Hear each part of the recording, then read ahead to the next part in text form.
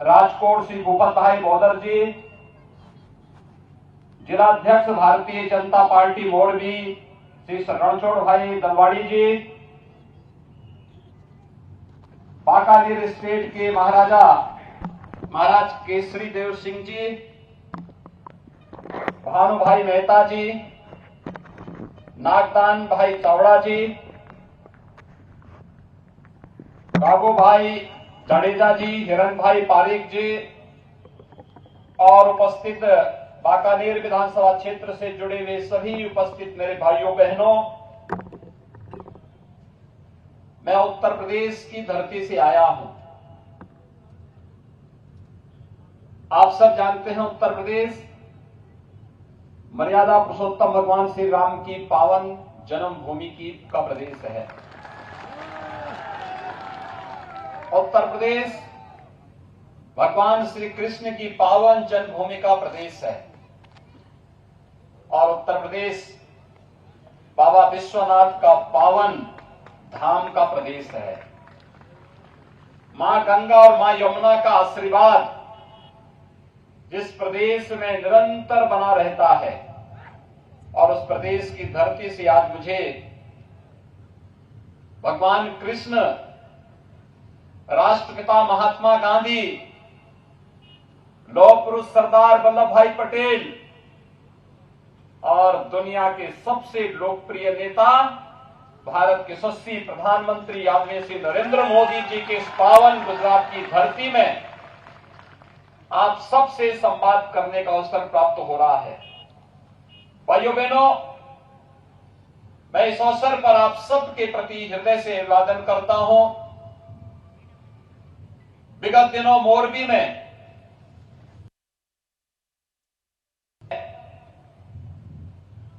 हुई दुर्घटना में जिन लोगों ने अपने परिजनों को, निकट संबंधियों को खोया है, उन सब के प्रति अपनी विनम्र श्रद्धांजलि अर्पित करते हुए उन सभी दिवंगत जनों के प्रति विनम्र श्रद्धांजलि अर्पित करते हुए ईश्वर से उनकी आत्मा की शांति की कामना भी करता हूं। भाइयों बहनों, पूरा देश इस घटना में मोरबी की जनता के साथ में खड़ा हुआ। आदरणीय प्रधानमंत्री जी ने मार्गदर्शन दिया। रात दिन जिस रूप में कार्य हुआ, श्री कांति भाई अमृत्या जी जैसे कार्यकर्ताओं ने अपनी जान में जोखिम में डाल करके एक एक व्यक्ति की जान को बचाने के लिए वहां पर कार्य किया था। और भाइयों बहनों, लेकिन मोरबी चुनौतियों से जूझता हुआ सदैव हर विपरीत परिस्थितियों का सामना करते हुए खड़ा हुआ है।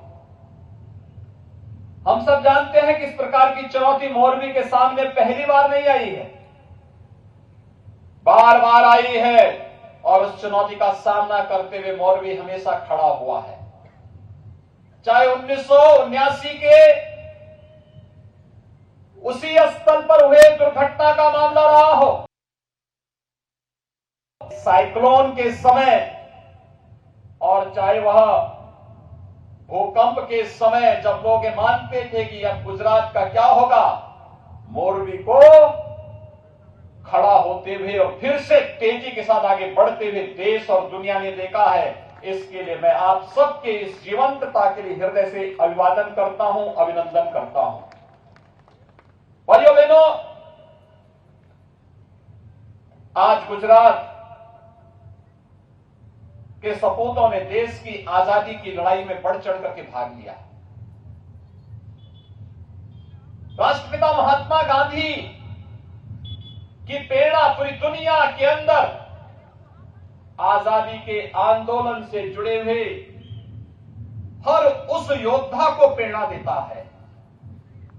जो देश आज भी दुनिया के अंदर अपनी आजादी के लिए कराह रहे हैं, उन देशों को राष्ट्रपिता महात्मा गांधी का आंदोलन, सत्य और अहिंसा का आंदोलन आज भी एक नई प्रेरणा, एक नई ऊर्जा देता है। दुनिया के तमाम देश प्रेरित होते हैं भारत की एकता और एकात्मता का आधार क्या होना चाहिए?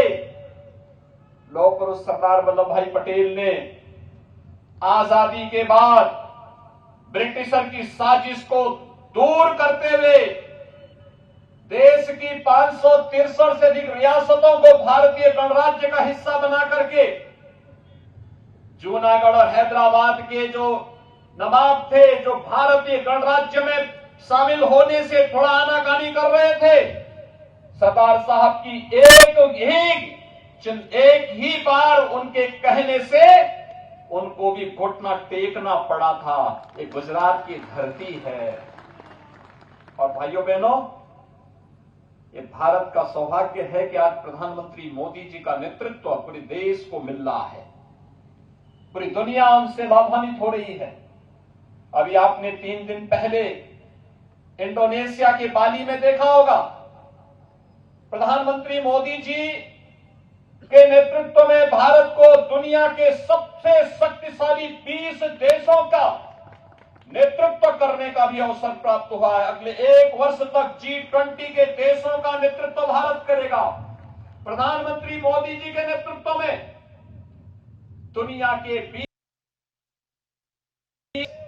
जिनका दुनिया के 80% संसाधनों पर अधिकार है, वे लोग किस प्रकार की रणनीति बनाते हैं दुनिया के सुख, समृद्धि और शांति के लिए।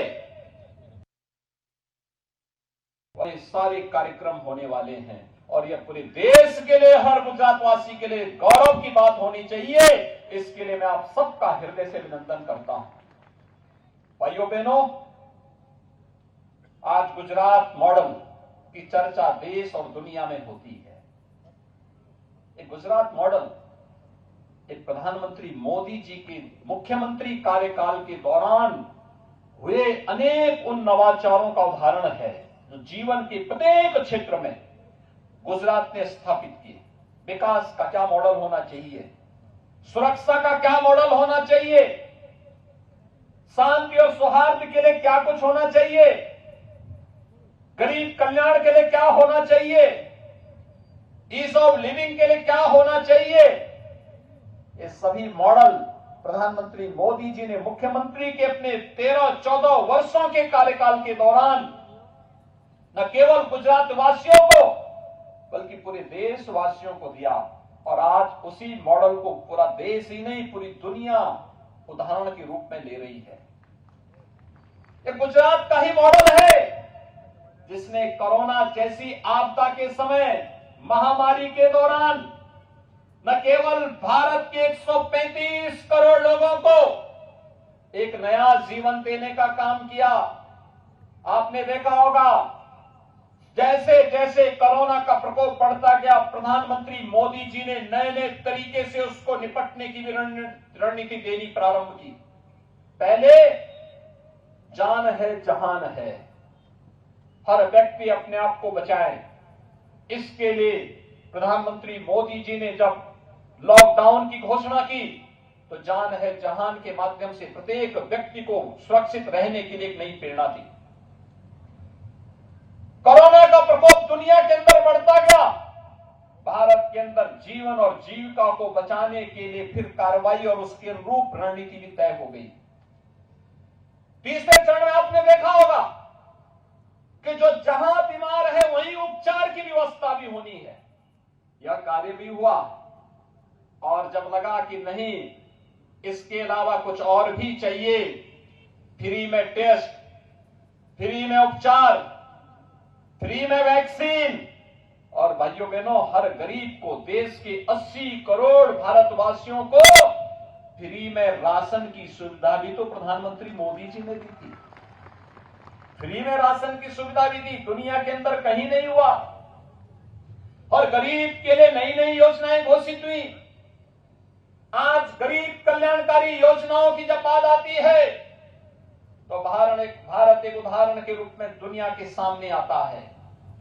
विकास के सबसे बड़ी अर्थव्यवस्था के रूप में भारत की बात आती है तो दुनिया के सामने भारत एक रोल मॉडल के रूप में रहता है।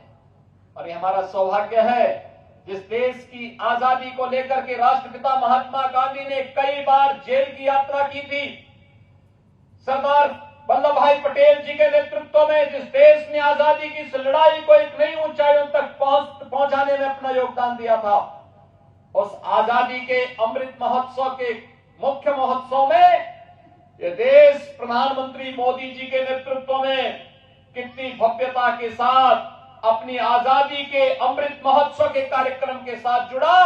हर घर तिरंगा इसका उदाहरण है।